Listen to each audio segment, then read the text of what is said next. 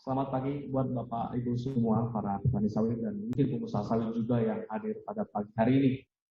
Sebelum saya menyampaikan apa yang bisa saya share sebenarnya Bapak, saya perkenalkan diri dulu.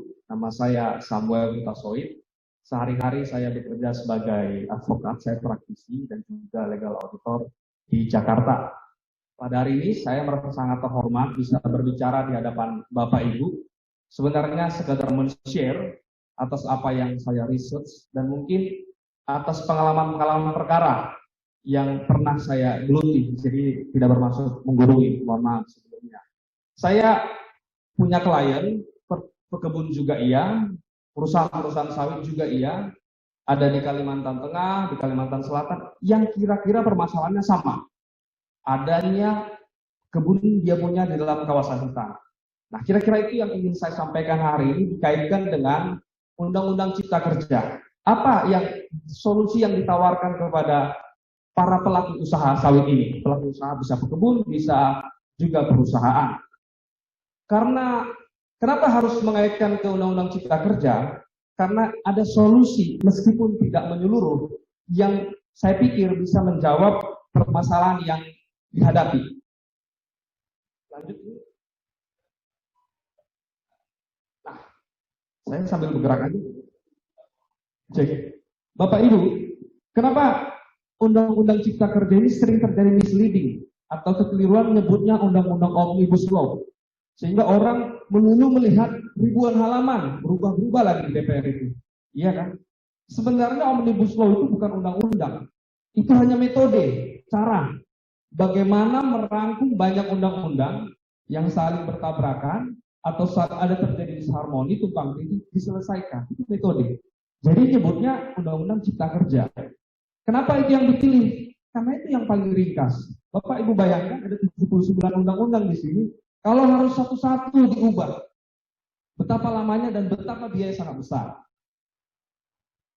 Nah, ini ada klaster-klaster undang-undang, ada setidaknya 11 yang menjadi konten daripada Undang-Undang Cipta Kerja itu. Bagi Bapak Ibu, baca yang bagian kepentingan Bapak Ibu saja. Saya saja dari sekian ratus halaman itu, yang saya lihat karena kepentingannya saya perkebunan pertanian, kehutanan saya baca itu supaya fokus. Jangan mau terjadi hoax-hoax di medsos sana yang menjadi misleading karena terlalu banyak ya Pak ya. Nah, ini ada klasternya. Saya akan bicara khusus di klaster pertanian dan sektor sebenarnya istilahnya ya.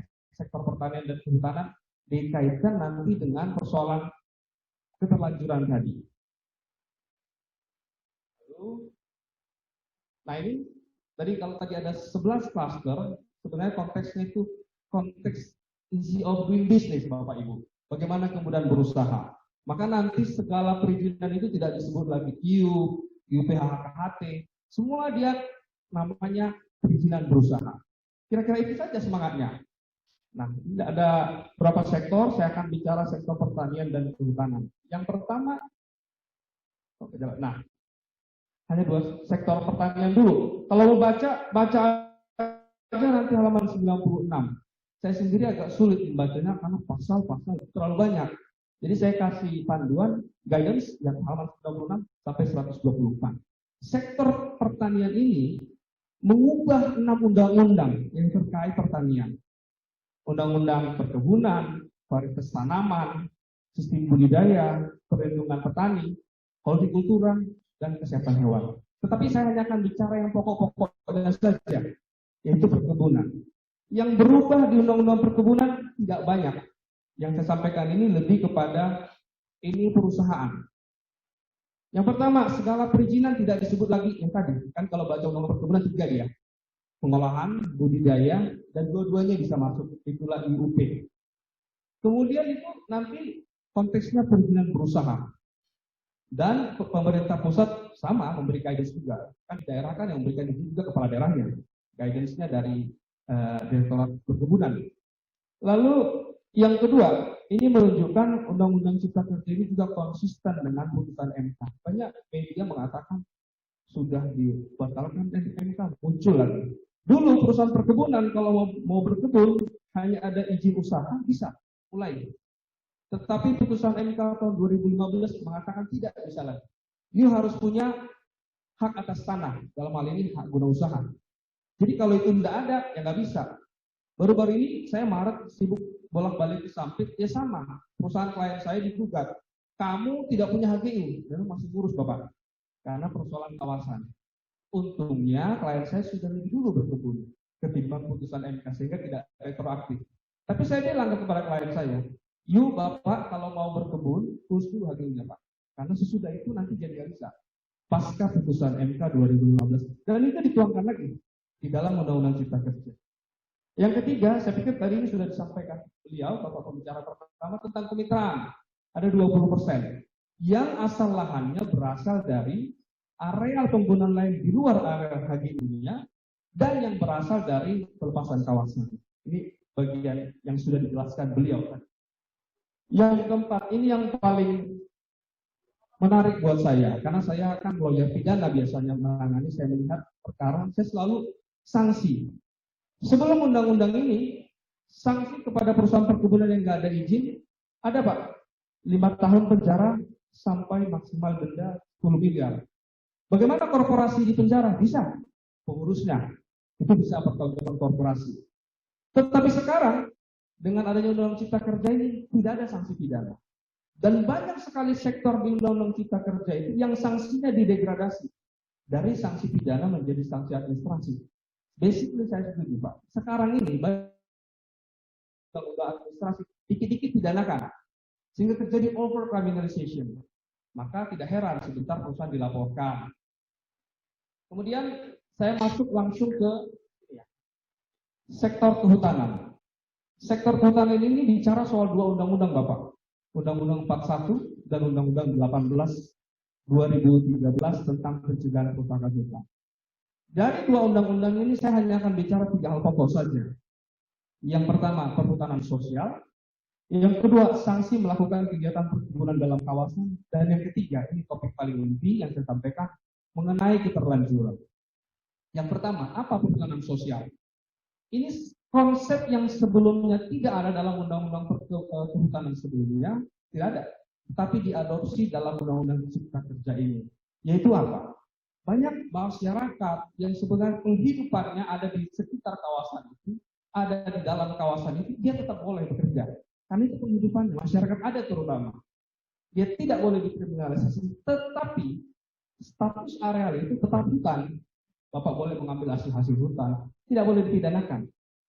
Tapi status kawasannya itu tetap hutan. Maka disebut sistem pengelolaan di dalam kawasan hutan dilaksanakan masyarakat setempat untuk meningkatkan kesejahteraannya. Ini yang pertama. Yang kedua, nah ini sanksi. Saya karena lawyer tentu bicaranya sanksi. Ketika baca undang-undang untuk mengcover klien saya lihat perbuatannya, saya lihat sanksi, saya lihat apa yang berubah. Di dalam undang-undang ini, bagi para pelaku usaha seperti bapak-bapak, ada 2 yang paling utama di dalam, yaitu tentang melakukan kegiatan perkebunan di dalam kawasan hutan. Di Undang-Undang Kehutanan adakah sanksinya? Ada. Itu Bapak bisa lihat pasal 50. Tetapi ini perbuatannya general Bapak. Orang yang mengerjakan, menggunakan, itu kan maknanya luas. Ya kan? Tetapi di Undang-Undang 18 spesifik ini Pak. A, B, C, D, E. Ini saja intinya. Undang-Undang Cipta Kerja khusus klaster yang berubah. Yang paling fatal, yang paling sering menjerat klien-klien Bapak pelaku-pelaku usaha adalah melakukan perkebunan dalam kawasan hutan tanpa izin. Mungkin Bapak pernah tahu, kerabat Bapak dipanggil polisi, pertanyaannya klasik, ini hutan, menurut SK penunjukan nomor sekian. Bapak punya izin atau tidak? Tidak, lalu pidana. Kalau nggak pidana, ada yang gugat. Kan begitu? Sudah suruh gugat, disuruh robohkan, suruh pulihkan kembali, itu banyak terjadi. Nah, apa sanksinya Pak? Saya bedakan di sini. Bentar Pak ya.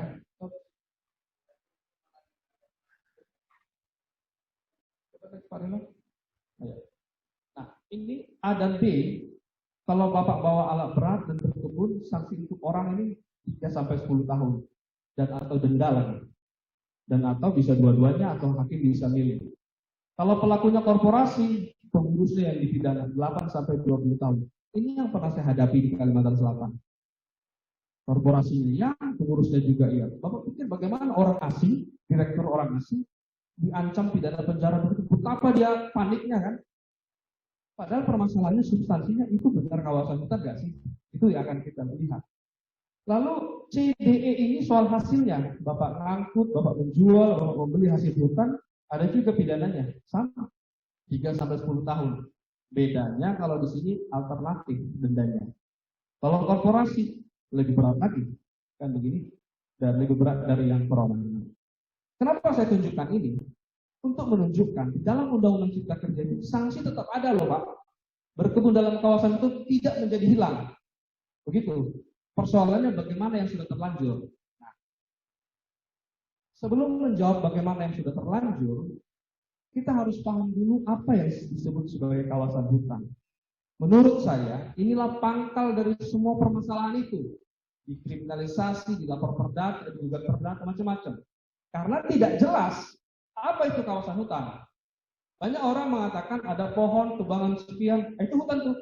Bagi saya sebagai orang hukum, tidak sama hutan dengan kawasan hutan. Mata saya boleh melihat ada pohon, tapi kalau belum ada SK-nya itu belum kawasan hutan.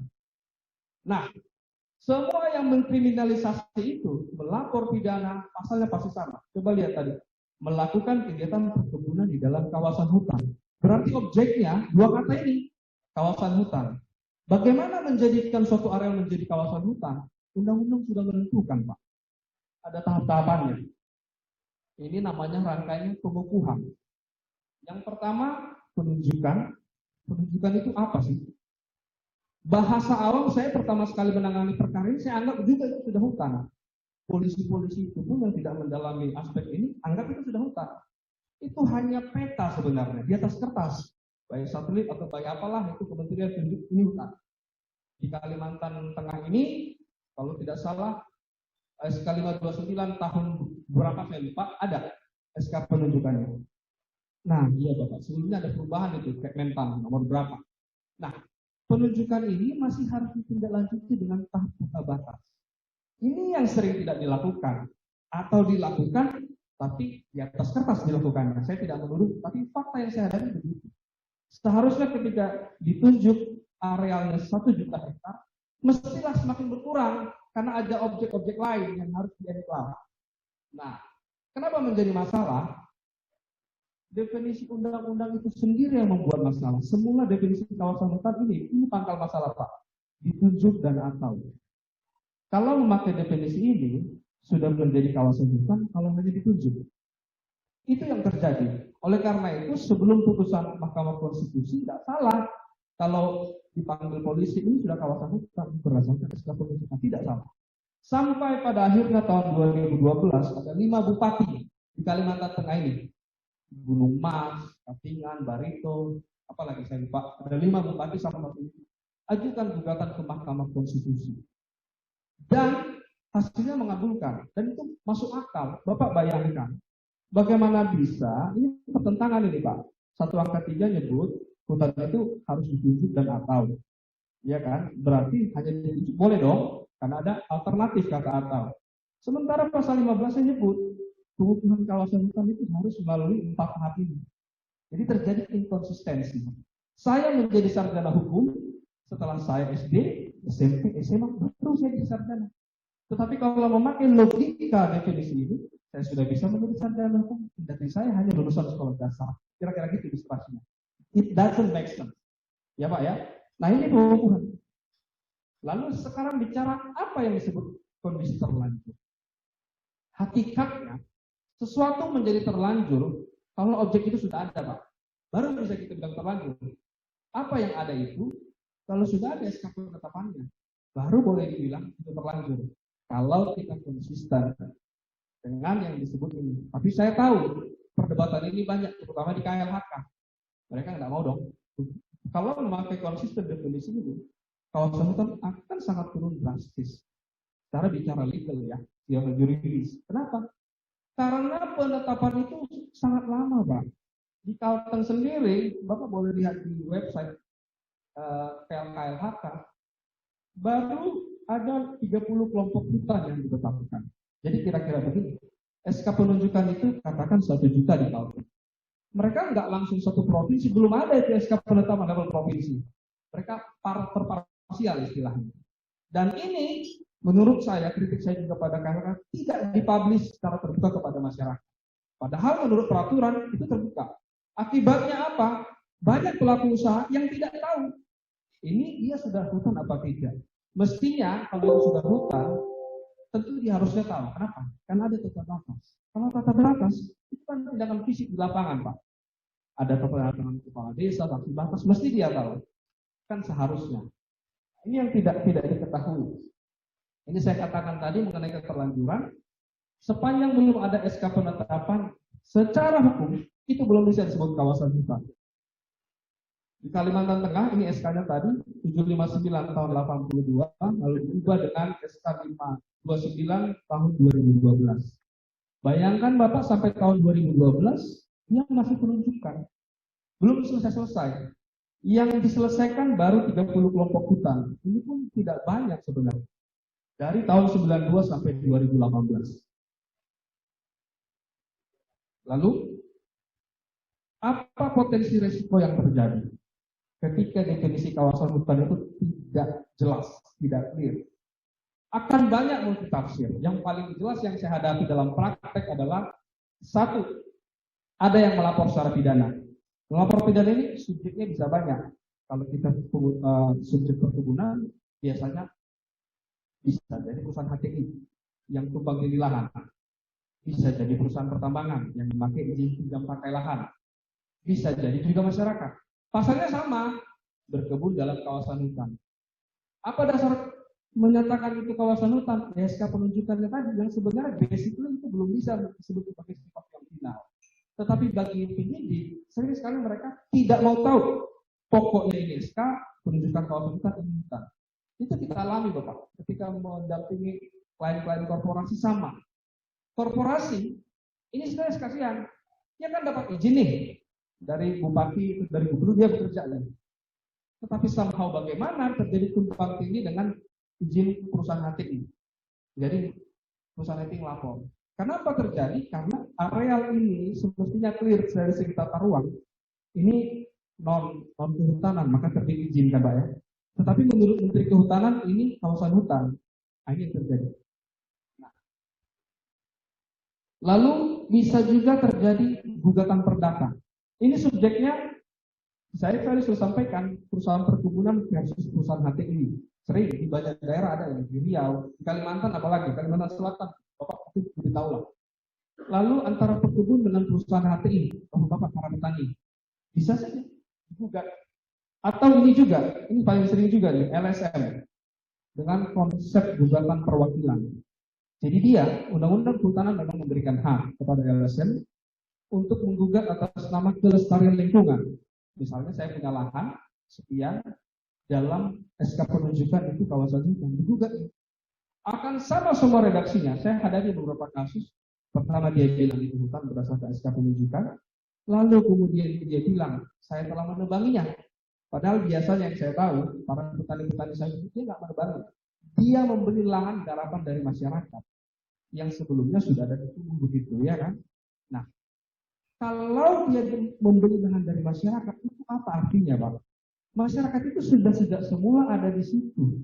Inilah yang seharusnya di-clearkan oleh pejabat terkait, tapi tidak dilakukan. Nah, kemudian sesudah dia bilang saya menebangi hutan, saya disuruh menumbangi tanaman saya dengan biaya saya sendiri dan memulihkan sampai ke keadaan semula. Ini pola-pola yang banyak terjadi.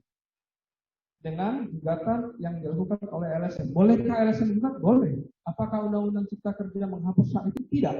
Hak itu tetap ada dalam Undang-Undang Kehutanan. Persoalannya bagaimana sudah terlanjur? Nanti saya jawab. Lalu antara perusahaan tambang dan perusahaan HTI. Lalu antara perkebun dengan perusahaan. Ini bisa terjadi juga. Anggotanya Apkasindo yang melawan anggotanya GAPI. Bisa saja. Karena antara perkebun dan perusahaan ini terjadi di samping Pak. Saya kebetulan lawyer perusahaan. Kemudian apa solusinya?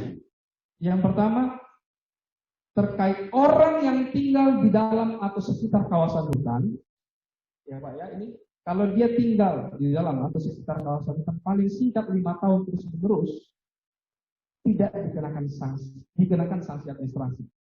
Jadi kalau saya tinggal di dalam kawasan hutan, saya punya kebun 5 tahun terus menerus, ya paling singkat 5 tahun dan terus menerus, saya hanya dikenakan sanksi administrasi.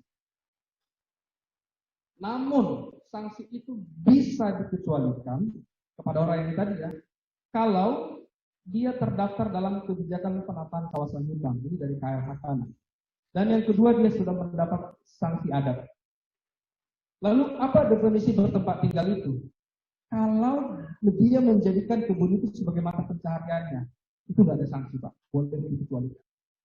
Lalu apa sanksi administrasinya? Ini penghentian sementara, denda administrasi dan paksaan pemerintah. Mengenai denda belum jelas, kita masih menunggu peraturan pemerintahnya. Yang kedua, ini yang pasal paling inti sebenarnya dari Undang-Undang Cipta Kerja itu di sini, di pasal tambahan ini, pasal 110A dan pasal 110B. Pasal 110A, subjeknya di sini setiap orang. Sebenarnya setiap orang ini adalah korporasi. Karena di pasal definisi disebut setiap orang adalah orang perseorangan dan korporasi. Tetapi saya mengatakan ini pasti korporasi. Kenapa? Ini Pak. Dia perusahaan itu sudah punya usaha yang terbangun, sudah berjalan, existing, dan memiliki perizinan berusaha. Yang memiliki perizinan itu pasti korporasi. Pekebun tidak pakai izin Pak, asal lahan Bapak di bawah 25 hektar. Nah, kalau itu keadaannya terjadi, Bapak sudah punya kebun, sudah punya perizinan berusaha, tetapi sebelum berlakunya undang-undang ini, Undang-Undang Cipta Kerja ini belum memenuhi persyaratan, maka Bapak dikasih 3 tahun untuk mengurus. Ini sudah mirip dengan PP 60 sebelumnya, dikasih kesempatan, waktu itu 6 bulan. Kalau menurut tata ruang Bapak dapat izin, menurut kehutanan itu hutan, disuruh tukar-menukar saat itu. Itu di PP 60. Nah, kalau di sini diberi waktu 3 tahun. Kalau lewat dari 3 tahun, apa sanksinya? Denda administrasi, pencabutan perizinan berusaha. Apa kesimpulan dari pasal 110A ini, Pak? Kalau lewat pun 3 tahun, apakah sanksinya menjadi sanksi pidana? Tidak. Sanksinya sudah ditentukan sendiri oleh undang-undang ini. Ini beda dengan undang-undang 18 sebelumnya. Kalau Bapak lewat 6 bulan, pakai PP 60, maka kena pidana tetap. Kalau ini, adakah sanksinya lewat 3 tahun? Ada. Tapi undang-undang ini sendiri sudah menentukan sanksinya ya ini Pak, denda administrasi. Soal apa dendanya, berapa ya kita tunggu teknisnya. Lalu bagi kita para petani sawit ini ada di sini Pak. Sengaja saya quote pasalnya supaya kita clear. Karena inilah inti yang mau saya sampaikan. Setiap orang kita, para pekebun, yang melakukan pelanggaran pasal 17 ayat 1 ini tentang kalau kita melakukan kegiatan tambang gitu. Nah, kita fokusnya di pasal 17 ayat 2 huruf B yang saya highlight tadi. Ini tentang berkebun di kawasan hutan. Di kawasan hutan tanpa ada izin. Sebelum berlakunya undang-undang ini, maka apa sanksinya? Nah, ini penghentian, denda, paksaan. Apa arti kalimat ini, Bang? Kita yang punya kebun di dalam kawasan, ada sanksinya ada. Ya ini yang terjadi. Bisa kena dipidana? Ya tidak, kan sudah ditentukan di sini sanksinya. Ini yang menjadi perlindungan bagi para petani sawit. Sehingga kalau kemudian masih ada panggilan-panggilan mengenai dugaan yang sama itu, kita bisa menjawab undang-undang ini sudah menjembatani. Lalu, ini tambahan nih. Kalau pelanggaran itu dilakukan oleh orang yang tinggal dalam kawasan hutan paling singkat 5 tahun terus-menerus dan hanya 5 hektar, maka baik administrasi maupun sanksi lainnya tidak dikenakan. Tapi batasannya ada Pak, 5 hektar. Nah, ini penjelasan saya tadi. Kalau dia sebelum, maka tidak bisa dikenakan sanksi pidana. A contrario dari kalimat ini, kalau sesudah Undang-Undang Cipta Kerja Bapak memulai penanaman, ya kena ini yang seram-seram tadi itu sanksi pidananya Pak. Maka kalau ada yang belum ditanami, ya saya harus katakan undang-undangnya mengatakan demikian. Bagaimana menentukan sebelum dan sesudah? Tentu ada tanda-tanda fisik di lapangan. Kalau Bapak SPDB kan tercatat. Lalu ini tadi yang 5 hektar tidak dapat dikenakan pidana.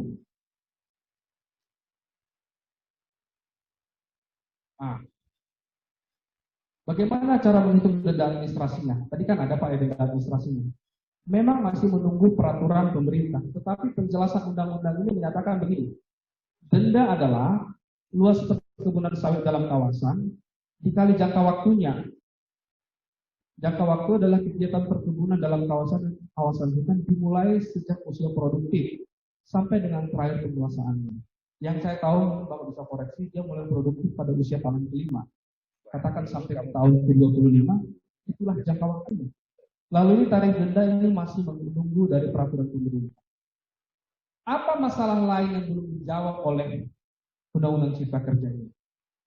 Tadi saya sudah menunjukkan bahwa sanksinya berubah, Pak. Itu cukup melegakan ya. Tetapi sekali lagi tidak mengubah peruntukannya. Tetap aja itu kawasan hutan.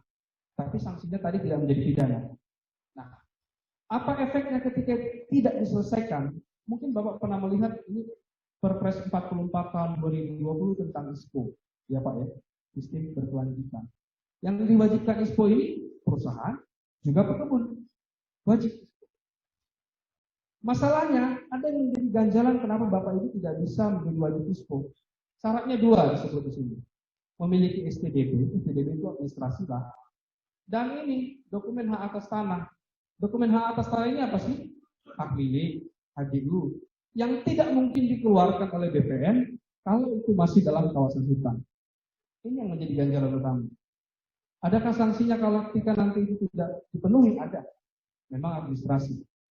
Tetapi untuk kita para pekebun, ketentuan atau kewajiban ISPO ini baru berlaku 5 tahun kemudian, 16 Maret 2025.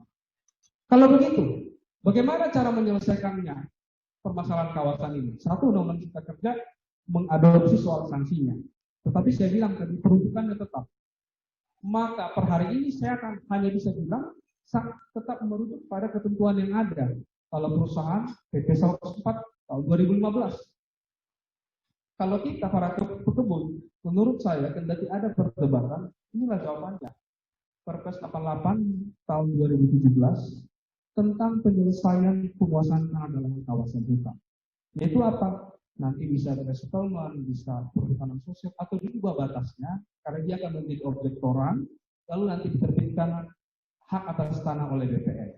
Tetapi sebelum ke sini, menurut saya nih Pak ya, Bapak harus inventarisir dulu kebun Bapak itu, status kawasannya bagaimana. Dari yang 4 tahap itu, batasannya bagaimana, supaya clear. Ini akan diajukan. Bapak mengajukan tanpa objek yang jelas, nonsen Pak. Lalu kesimpulan saya, Undang-Undang Cipta Kerja ini memberi solusi ya, dari segi sanksi. Ya kan?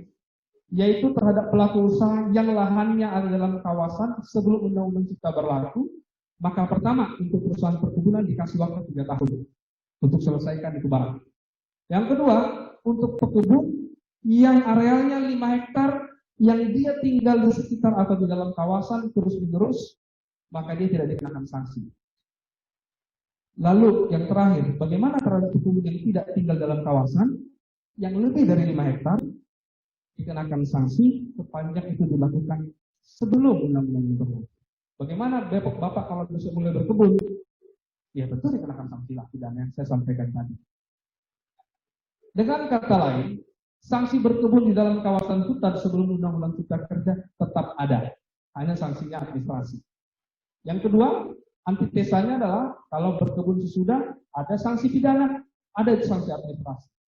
Dan yang terakhir, Undang-Undang Cipta Kerja tidak mengubah peruntukan kawasan hutan sebagai akibat keterlanjuran, sehingga untuk mengubah status itu harus menempuh prosedur tukar-menukar atau pelepasan kawasan hutan dan PPTKH dalam perpres yang saya sampaikan tadi. Ini sekian yang saya sampaikan. Ini ada daftar Undang-Undang Cipta Kerja yang diubah diakumulasikan di dalam Undang-Undang Cipta Kerja. Demikian yang ingin saya sampaikan, lebih kurangnya mohon maaf. Terima kasih Pak.